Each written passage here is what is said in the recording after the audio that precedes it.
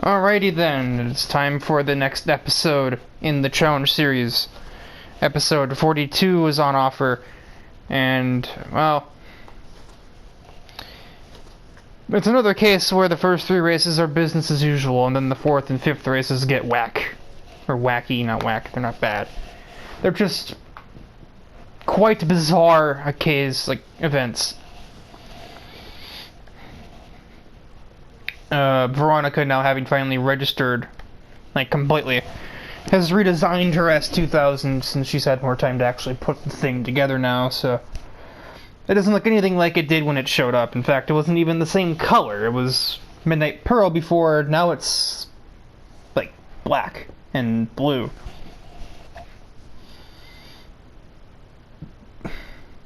It's gonna be interesting. I guess the third race isn't business as usual because there is one notable thing about it, but it's not really gonna shake the earth, as it were, you know, it's a small thing.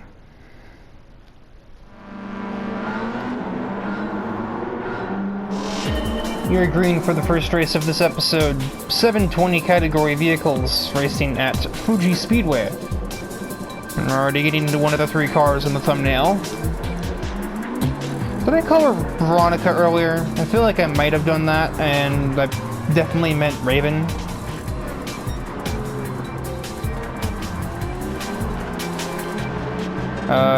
She's plugging her Twitch channel, which is not a real channel, by the way. Don't try and find that. She's got all of the streamer endorsements, Raid Shadow Legends, Instant Gaming, blah blah blah. And she's got a hefty bit of understeer as well, apparently. Still gets around the Charger driver. Here we see,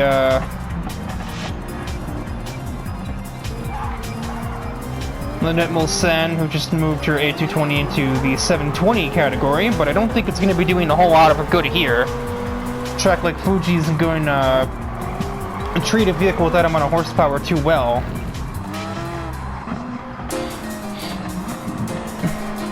Now breaking the SLR McLaren.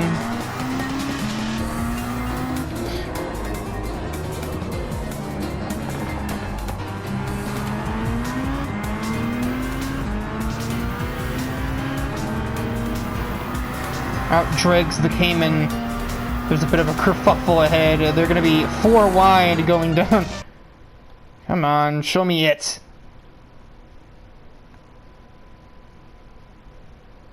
My god, this is stupid. They're 4 wide going down the front straightaway for a split second. And Raven makes away with all of the money.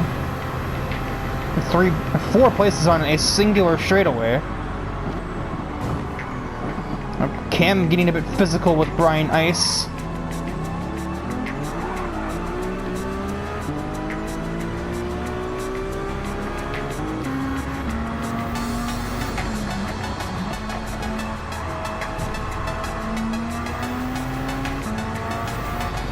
Almost into the top half of the field, and this overtake will seal the deal. Ahead of Hoshizora.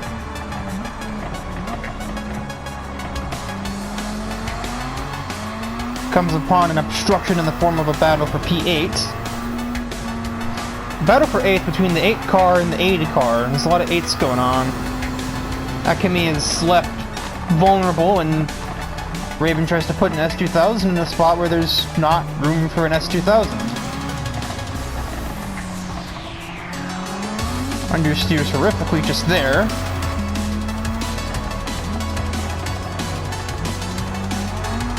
Ellie also understeers.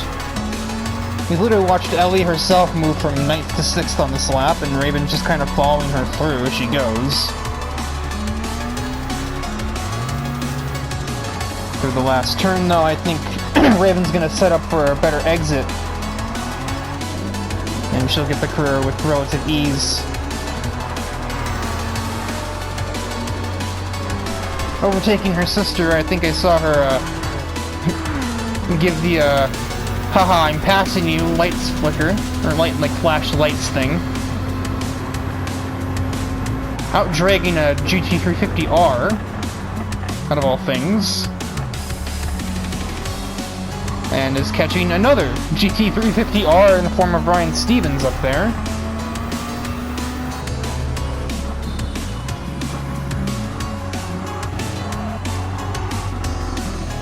This is an all-American car, top 3.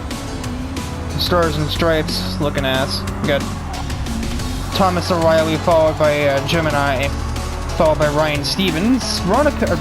Raven wants to change that. I don't think it helps that Raven sounds like a nickname, so I just think, oh, this is Raven. It must be Veronica's nickname. No, the fuck it isn't. It's the same thing with the Tenchi Harada. As we just watched Gemini we watched from Raven's perspective as Gemini takes the lead away from Thomas O'Reilly. No downforce on the Cobra. No such part for that, so Thomas O'Reilly struggles through these hairpins, but we're gonna get onto that front straightaway and his Cobra's gonna look like a Top Fuel. Dragster! Raven trying to shoot the outside, Gemini's not having it. And now it is time to accelerate.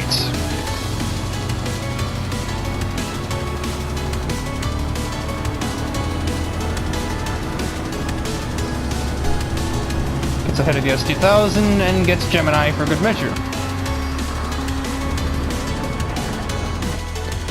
Looks like they're almost 3 wide heading into 1, but Raven is caught out on the braking.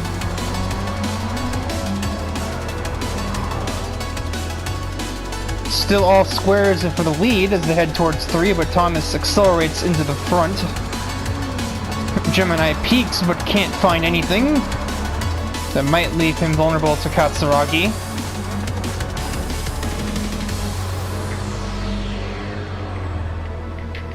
It does. Can she finish the move off? Doesn't seem like it, because now Gemini will have the inside line. But he's blocked off on exit by Thomas.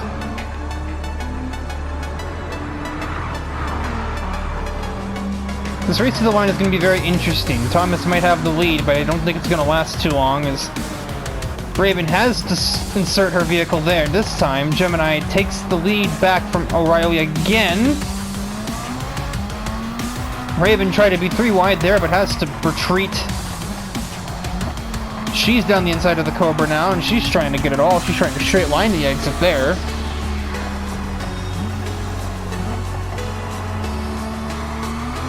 Surprised we didn't witness a send through there in the second to last turn. She throws it all the way to the outside, but she understeers like crazy. Slipstream versus horsepower, which one is going to take the victory here? It appears as though it is about to be... maybe not, I don't know. Thomas can't go anywhere. Gemini gets the victory, probably not by much. Let's see the margin of victory here.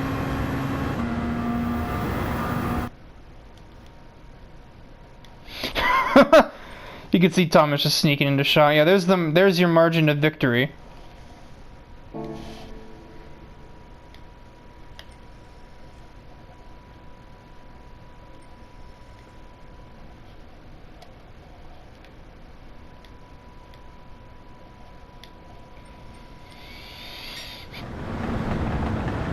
And Thomas would have probably still gotten both of them on the straight, but we're out of laps, so that is just unlucky for him.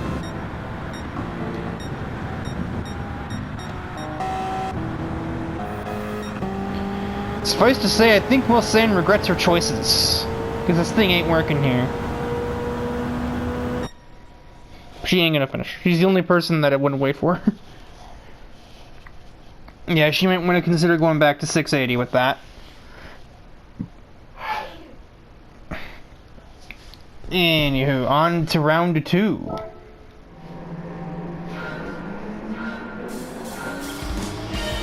And the second race of the episode is green. We're here for 680 class at Interlagos. On board with Michiri Kawashiro. We the vice admin herself. She's been saying up and down we need to have some third person on the team because she and I agree too often, nothing ever gets done. I feel like things definitely do get done. I don't really know where she's been, but I still don't necessarily disagree with the idea that we need some third admin, or at least more people on the the management side of things, other than just myself and her.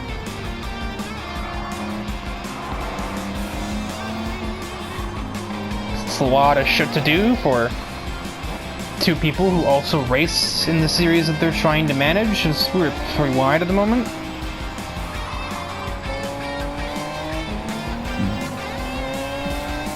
Instead, Stephanie and Nidori getting very argy-bargy through there. Nidori slid her up in 6. Stephanie returned the favor 2 corners later.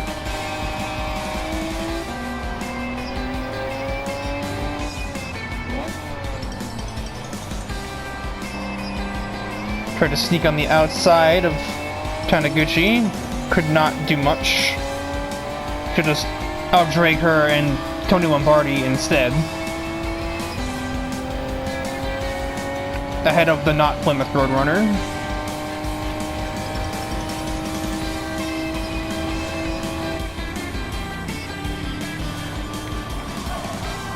Actually I forgot that. It's pretty hard to see on this car. I'm gonna see if it's not a whole lot easier to see on this one, but you can kind of see it there on the front fenders of either car. This race marks the debut of a new team in the Challenge Series, Atomic Blonde Racing, founded and led by one Melissa Weiss, as we see on the screen here. The team features, ironically, Barbara Page, as well as 2 other drivers that are not in this race. Emi Barzaki and the new arrival of... Pretty wide again. The new arrival of Noelle Vermillion. The joke being that they're all blondes, get it? Nidori taking to the grass to make the overtake on the Celica driver.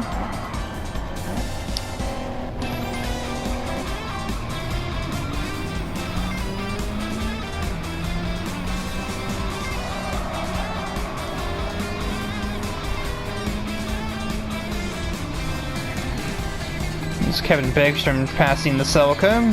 And Barbara tried to follow him ahead of her teammate, but instead just opts to get her on the front stretch instead. Dedrick Schwartz tried to do the same as well. Melissa is just kind of struggling at the moment. As we just, I think just saw Nidori get incredibly out of shape there heading up towards the first turn. I think it was an indecisive maneuver on McIntosh. Oh, I know. She wanted the outside, but McIntosh slid up to take the wide line, and Nidori had to cancel her plans. And now it is only her versus Bradley Hunter for the race lead.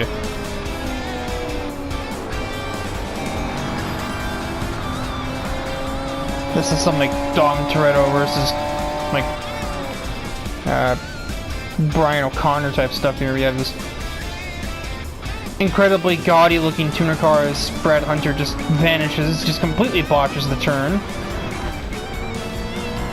Tyler right now finds himself under threat for 3rd place. Both Miyako Katsumi and Thrasher looking to steal that place away as, quite frankly, Nitrish is going to drive off into the distance. Already putting probably a second or 2 between herself and the Nova driver.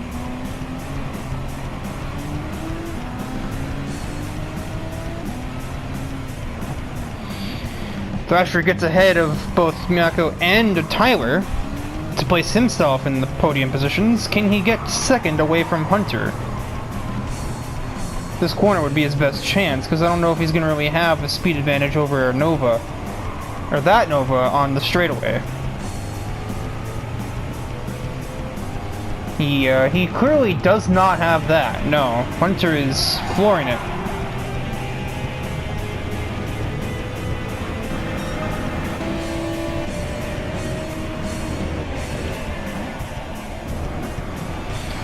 Midori already up to a 3.5-second lead. Thrasher aggressive on the braking to try and grab P2 away from the Nova. On the outside of the S's. Inside lane will prevail. Can Hunter clap back with his superior straight line power? No. Tyler still defends from the onslaught from the Z8 of Akatsumi. Bagstrom has also caught this little small group, but there's not a whole lot of time for him to make any ground up between them.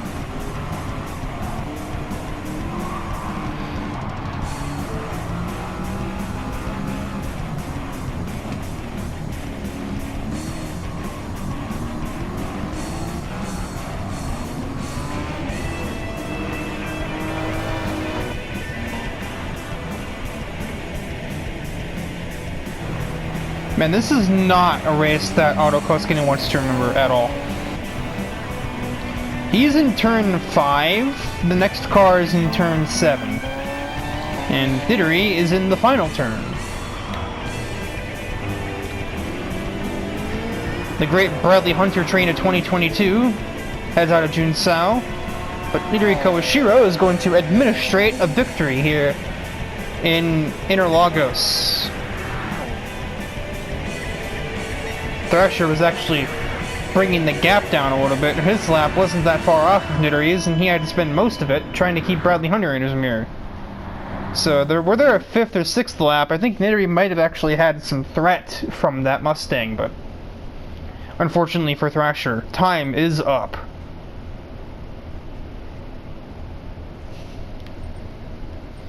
Melissa Weiss managed to at least stop the bleeding later in the race.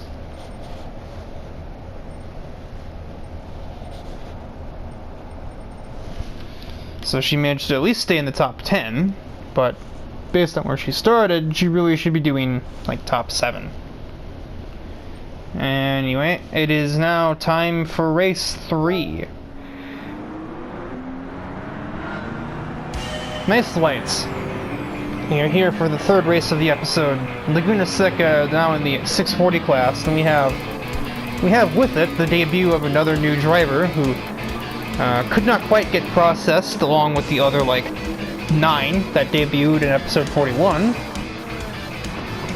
Brendan Reed, who is a friend of, well, ironically, pretty much the whole top 4. With his 640 class, actually lower horsepower than stock Camaro Z01. Is this a Z01 or is this an SS? I can't remember for the life of me. Camaro, with a livery heavily inspired by the World of Outlaws, or basically sprint car racing series.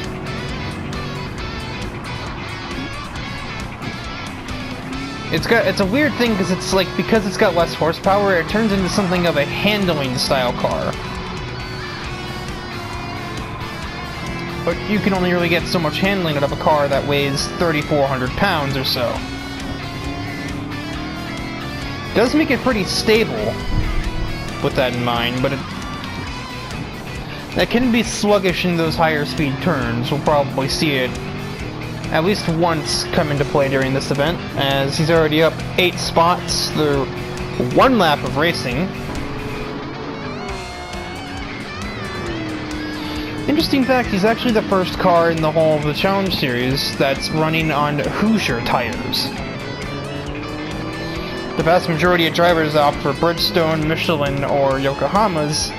There's the occasional Goodyear or Firestones or well, even I run on there's some Falcon tires and Toyo tires. But Brenda's the first one to opt for Hoosiers. Actually, what does Dakota run? I believe he runs Goodyears.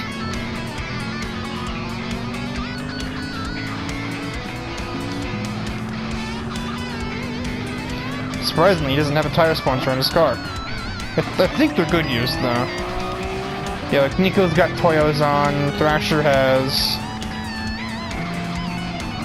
What does he have?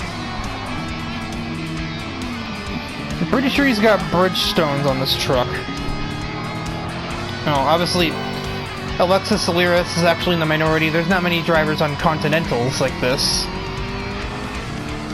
My dad's on Michelin's. I think this bug might be on Dunlop's. It's either Dunlop or it's Bridgestone. I think Fidel is on... yeah, he's on Pirelli's. I don't actually know what the hell Jake uses.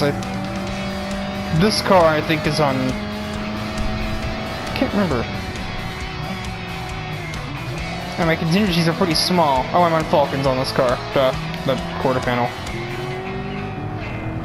I don't know why I'm acting like I don't know, like, my own tires. Not to mention, I think I run Falcons on literally every single one of my vehicles. So we have a car inspired by the World of Outlaws sprint cars, overtaking Herbie. And his next target is a throwback to a Kevin Harvick scheme from 2002. Go figure, right?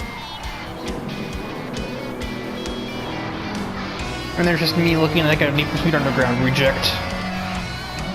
Being absolutely embarrassed by my own dad through the kink.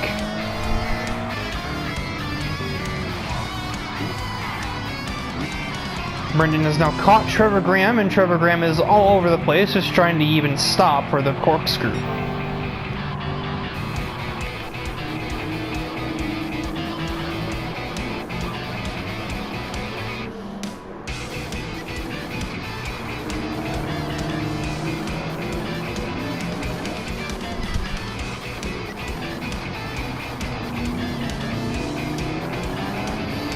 Very door-to-door battling, I think, for the last 2.5 turns. But I think that Camaro's straight line power, even if it is neutered from stock, is still going to be better than the S15 in a straight line. And so Brendan Reed is now the new leader with 2 laps remaining.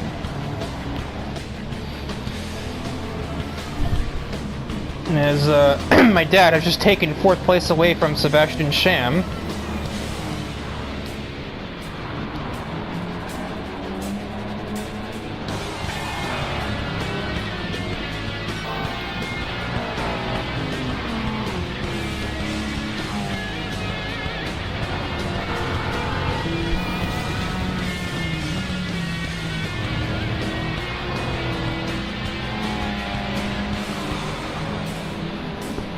Now, while he is a big dirt track guy, Brendan Reed isn't exactly a stranger to tarmac. Save it! Oh boy!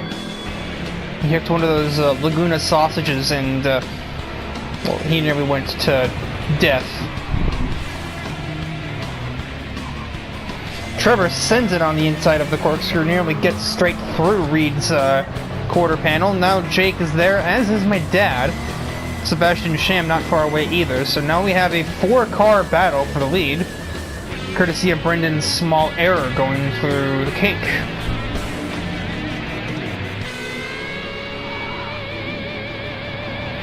Oh, he walks the brakes. Probably overheated them when he tried to slam them to recover his car going under the Rahal straight. So that gives Trevor Graham the lead. And Jake Scarborough is second, now looking for the lead on the Sylvia, gets tagged by Brendan. And my dad is also struggling for 4th place against the other Beetle. Brendan is now on the inside of the Sylvia. That'll quickly become the outside as we head towards 2. But Graham is clear. Never mind, Brendan sends it on the outside. Unfortunately, there's no cushion here, so, you know... Can't hack the outside. Oh, maybe he can. Trevor, I think, lost a bit of speed on exit. They make a bit of contact heading into the second half of the track. And Trevor has the better exit, and Brendan slips back into line. Suddenly, Sebastian Sham finds himself in 4th place over my dad. And further back from this, Fidel Fabian makes his way into P6. Over the Roadster touring car. I believe that's what I just saw. Brendan gets aggressive heading towards the corkscrew, but can't quite fit his Camaro. Meanwhile, we have this mini rivalry going on for the podium spot between the two Beetles. Bring to the inside. This is going to come down to the literal last corner of this race.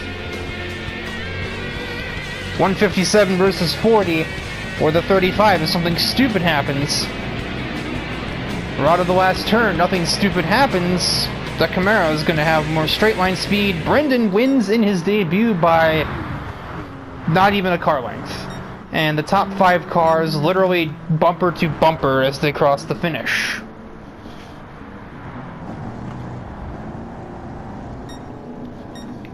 A battle for the victory between a Nissan Silvia, a Camaro, a Pontiac GTO, and 2 first-gen Beetles. That's the kind of thing you only get to see in the Challenge Series, folks. Not to mention, one of those being Herbie, one of them being Kevin Harvick as a Pontiac with a Dodge number font, and one of them being a reference to sprint car racing. So, yeah, really can't get this anywhere else. And then, of course, you look further down the grid, we have a Japanese taxi, we have a monster truck from an old PS2 game. Oh no, I was in this race, I didn't even notice. And we have an old Trans Am racer driven by Joe Moore. So, that melee has concluded. It is on to the 4th race of the episode.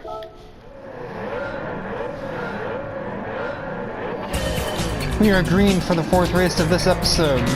And it is time for our Group 3 event here at Watkins Glen. 4 laps, so should be an average length race. Actually, probably should be a bit short for a Group 3 race.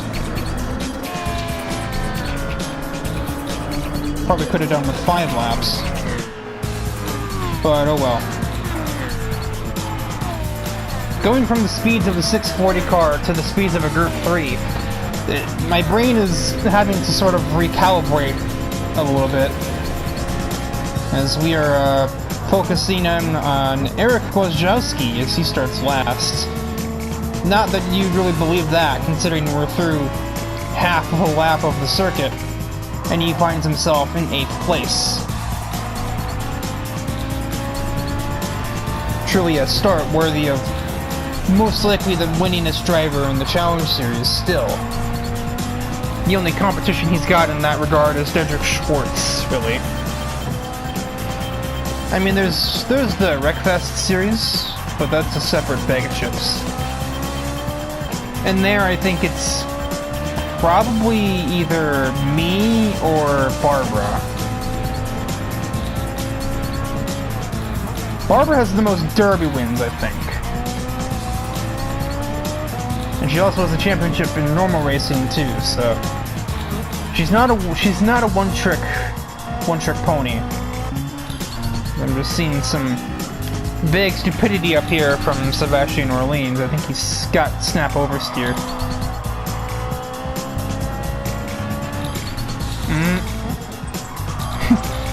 Hernandez says no.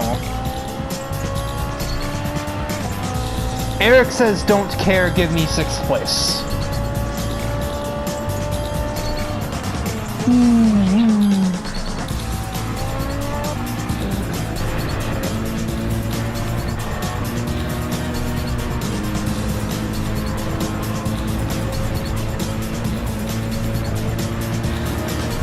That rear stripe on Ivan's car is not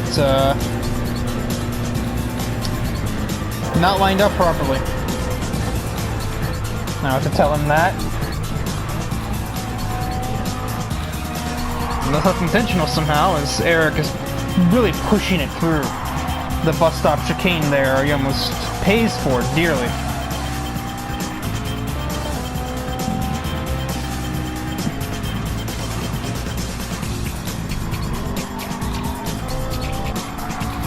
From what I understand, Sebastian Orleans is running the 650S because he couldn't get his hands on an old F1 GTR. So, yeah, in your dreams, I don't care how prolific of a racer you are, Sebastian, you ain't getting your hands on one of those.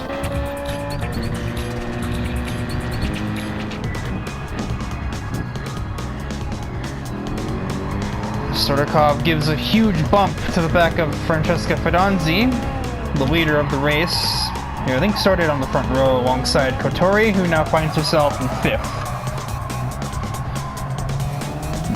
Fuck. Yeah, the Alpha 4C isn't a whole lot better in its Group 3 form than it is in its Group 4.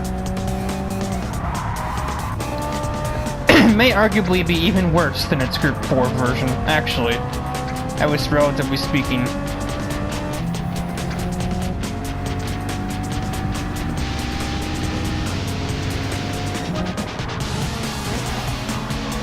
At least you can rely on having one of the best 640 class cars that there is, in the form of her 8C.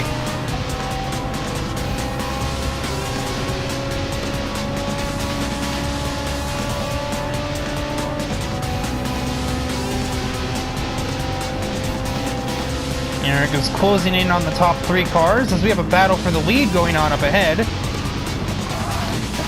The one with the uneven stripes, Francesca, is so out of shape there. Ivan has to get on the brakes just to not send her to hell.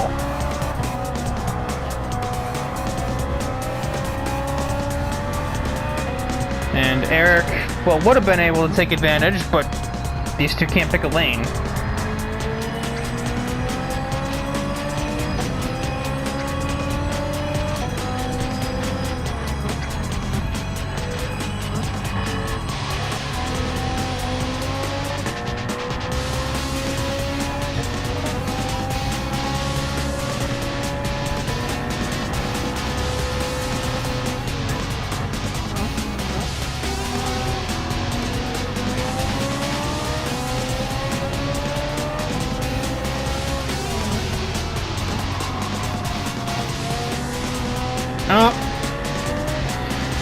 Hernandez wanted to send it on the exit of that turn, but Sordakov blocked the lane. That slowed both of them down tremendously. Eric can be giving Ivan a bit of a nudge, heading through the penultimate turn.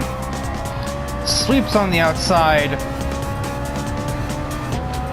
and can now chase after the other Ferrari that is leading the race.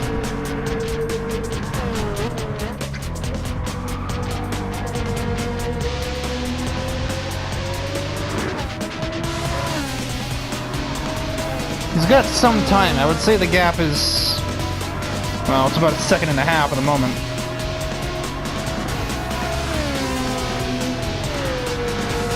He's got a good run out of the S's though, so he may have a chance to take it in the back half of the circuit. Oh my good God! What the hell was that? And that summoned the red flag, understandably, because there's probably bits of 458 scattered across the entire state of New York.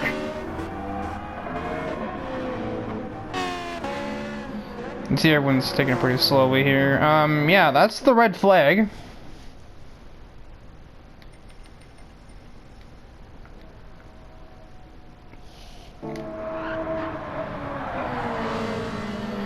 I would say this is a suspension failure, but he wasn't even putting any sort of effort into the car.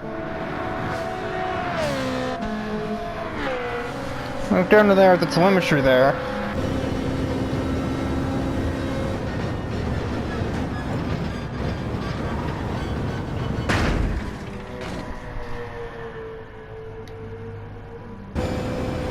What the hell?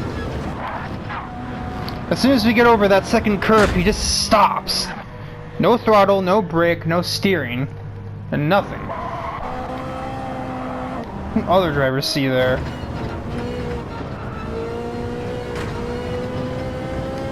Well, Francesca didn't see anything.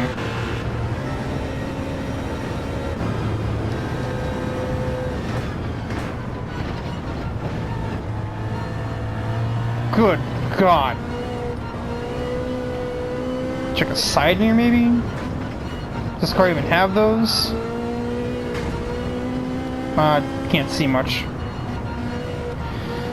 But I mean, you probably heard it even over the car and the inside of the cockpit, so. Now that summons the red flag. The race has been called there since we didn't even have a full lap to go. So there is your running order. Francesca Fidanzi, the other Ferrari that didn't have a catastrophic failure, is given the win. I feel like I'm getting some deja vu here. This is definitely not the first time we've had a red flag finish at Watkins Glen. Somehow I almost feel like it won't even be the last. So with that cataclysmic failure, or whatever the heck just happened, let us head into the roulette race. We are green for the roulette race of this episode. It is the Nürburgring GP circuit, as we witness the odd variety of cars starting in the back half. We are on board with Brian Ice, somewhere in this absolute gridlock of sports cars.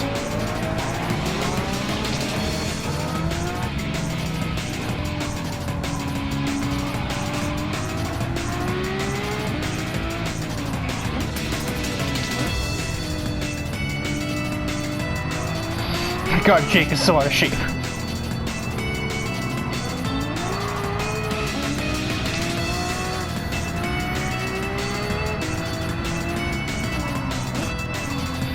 Three, Ice backs out of that.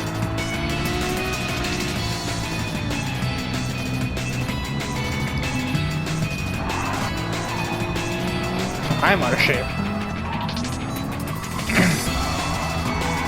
Well, for one thing, we have one more debuting driver in this episode.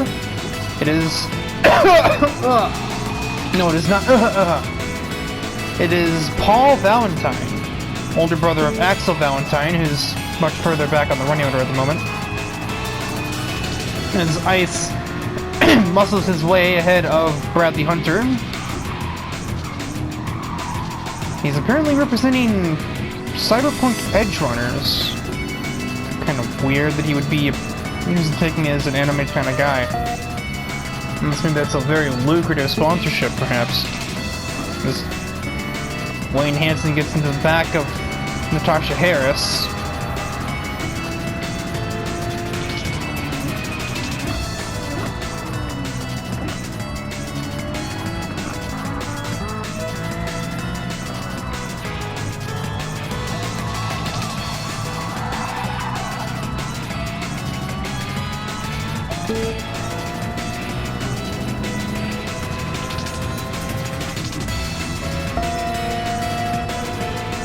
JJ West representing the Group 3 category in his BRZ Super GT car.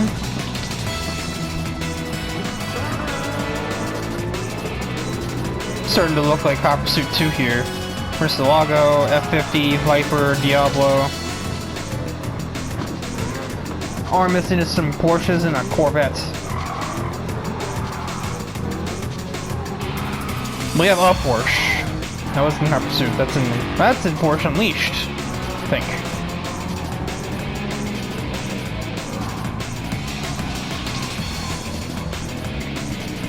Tara's kind of struggling. He should be ahead of Jake, Liv, and Sebastian, but he just simply isn't.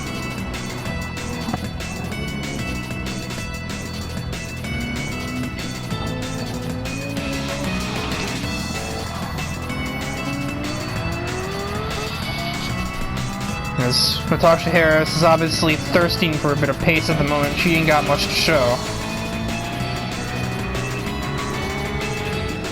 I just embarrasses JJ West on the outside of the Schumacher S's.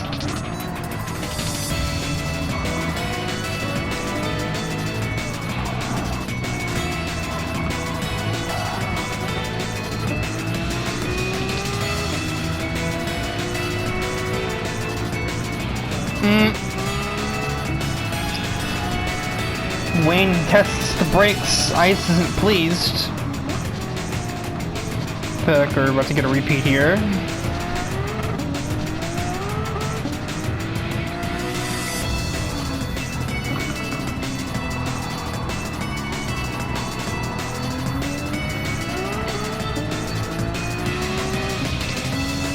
Alright, and then Wayne just gets into the side of him there, trying to block him from overtaking. Ice is all out of control and gets into Hansen again, and there's a big punt.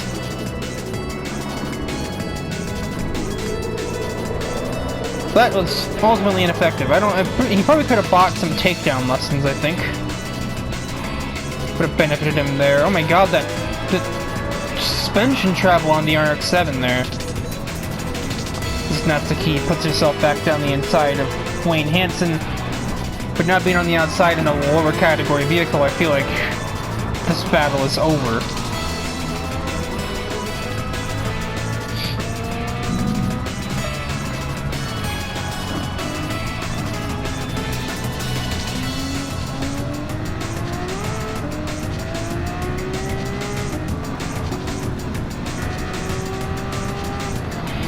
Brian Heiss only has Paul Valentine and his teammate to catch and pass before he is the leader.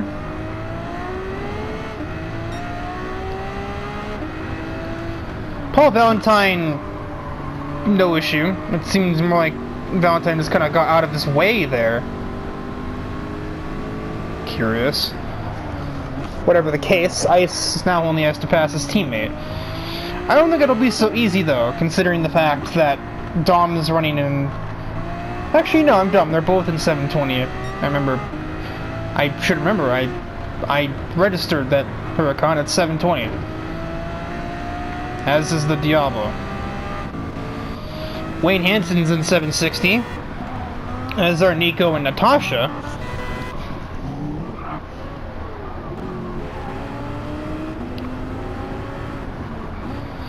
I probably should have been looking at the battle for the lead, huh? Ice just straight up outbreaks Dom, but Dom crosses him up out of the chicane, and they go too wide into the final turn. Dom, aggressive on the brakes, he will grab the lead back from the Diablo. But then Ice returns the crossover, and he gets back to the lead.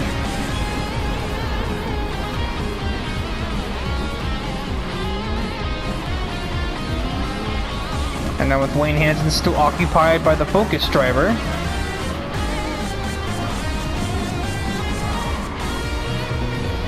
The two Pacific Spirit drivers can attempt to make a bit of distance away from Wayne Hansen, as he will be in a higher class, and I'm sure within due time, he will be tracking them down, and knowing how Wayne Hansen is, probably be taking them down too. Unfortunately, Paradise City has nothing to do with it. He's clear of Paul.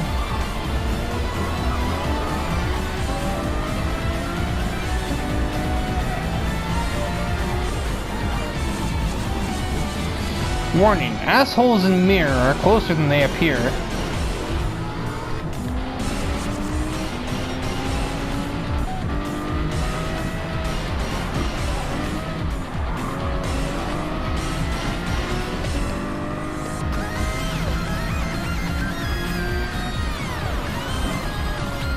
Send it. Yep. Tries to barge him out of the way, but honestly doesn't move him all that much.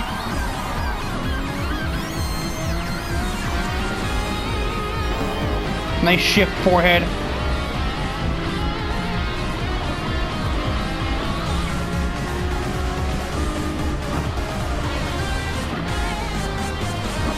The heck was that?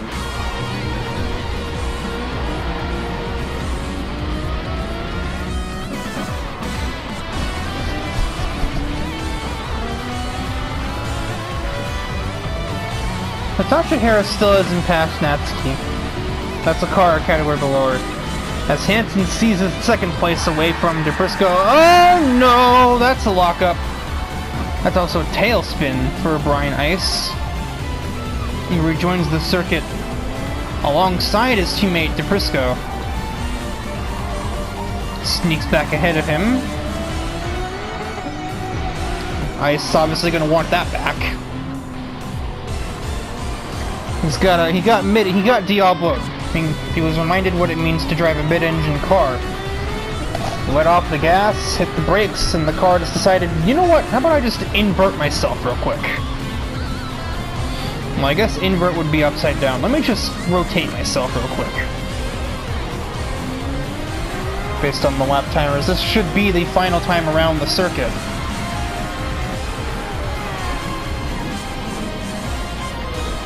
And I think Brian knows that. He's gonna go right for it down the inside. And about clear. He does in fact clear Hansen with that move. Not the best up the S's, but Hansen doesn't seem intent on making him pay for missing that corner.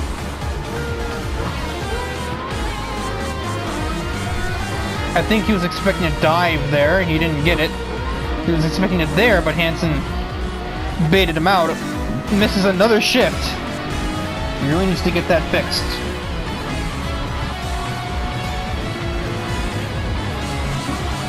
To the chicane for one more time.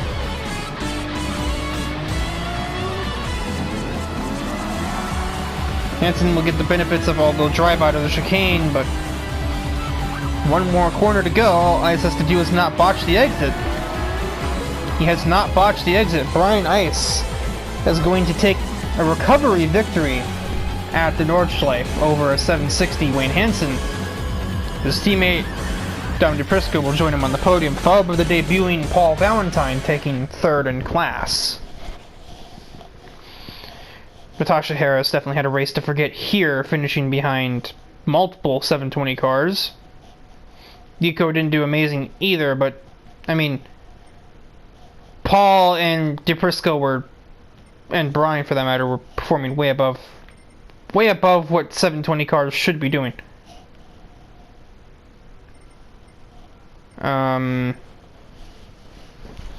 Also a race to forget probably for Siegfried Brandt, who finishes behind Bradley Hunter, despite being in a Group 3, which would probably fall somewhere between somewhere in between 720 and 760. I think the Super Silhouette's like 731 or some shit.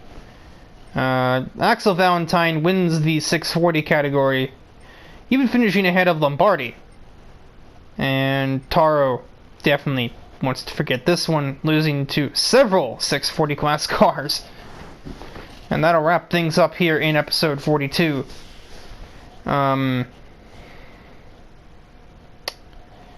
Or maybe it won't.